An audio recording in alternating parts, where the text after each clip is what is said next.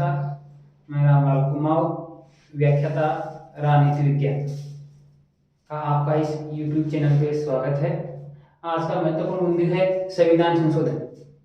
अब तक संविधान में 104 संशोधन हो चुके हैं।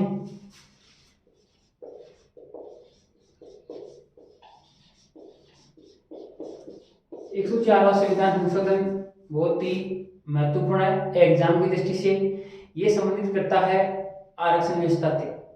संविधान के अंदर केंद्रीय विधायिका और राज्य विधायिकाओं में जो अनुसूचित जाति और जनजाति को जो आरक्षण प्रदान किया गया है उसकी समयावधि को बढ़ाया गया है। तो इसका संबंध है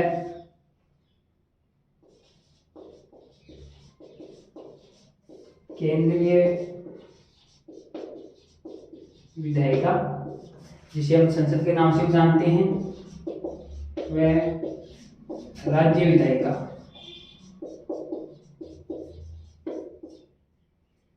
में जो अनुसूचित जाति और अनुसूचित जनजाति, जिसे सामान्य भाषा में SC और ST नामते हैं, का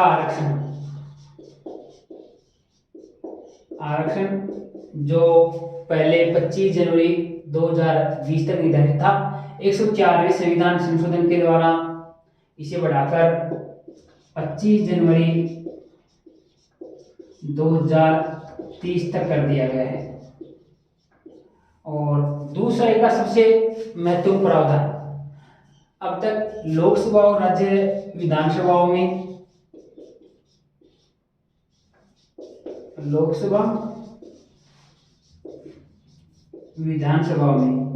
जो आंग्ल इंडियन समुदाय था उनको आरक्षण प्रदान किया गया था। लोकसभा में 2 सीटें जबकि विधानसभाओं में 1 सीटें आंग्ल इंडियन समुदाय के लिए प्रावधान निर्धारित था, वो समाप्त कर दिया गया। लोकसभा और विधानसभाओं में आंग्ल इंडियन समुदाय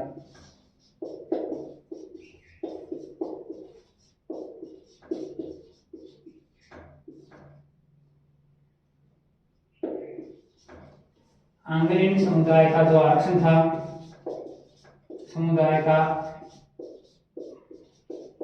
प्रतिनिधित्व समाप्त। ये कैसा था, लोकसभा में तो राष्ट्रपति 2 सदस्य मनोनीत करता था, जबकि विधानसभाओं में राज्यपाल को अधिकार था कि यदि आंग्ल इंडियन समुदाय को पर्याप्त प्रतिनिधित्व नहीं मिलता है तो वह 1 सदस्य मनोनीत कर सकता है। इस प्रावधान को भी 104वें संविधान संशोधन के द्वारा समाप्त कर दिया गया है। तो लोकसभा में राष्ट्रपति मनोनीत करता है, लोकसभा में 2 सदस्य मनोनीत इसके द्वारा राष्ट्रपति के द्वारा,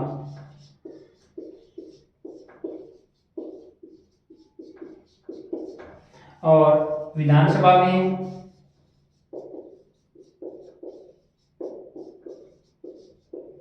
1 सदस्य मनोनीत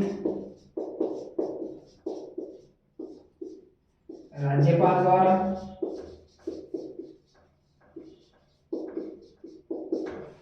तो अब ये प्रावधान, दोनों ही प्रावधान हैं, ये समाप्त कर दिए गए हैं।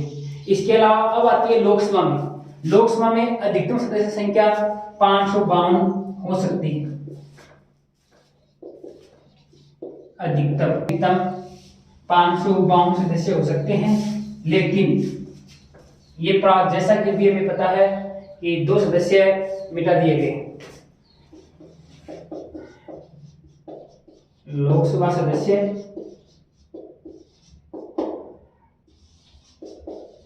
अधिकतम 552, जिसमें अब अधिकतम सदस्य वर्तमान में हैं 545। इसमें 543 निर्वाचित प्लस 2 मनोनीत,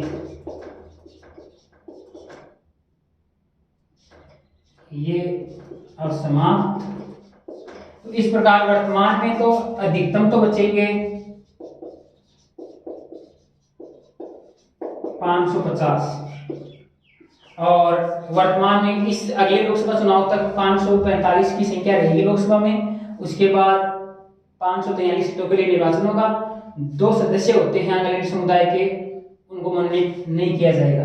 अब यहाँ प्रश्न आता है आंग्लेरी समुदाय कौन होता है? आंग्लेरी समुदाय वो समुदाय होता है जिसमें उनके माता या पिता में से कोई एक अंग्रेज हो और एक भारतीय।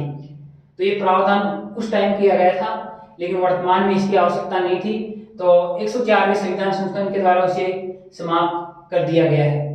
जी धन्यवाद।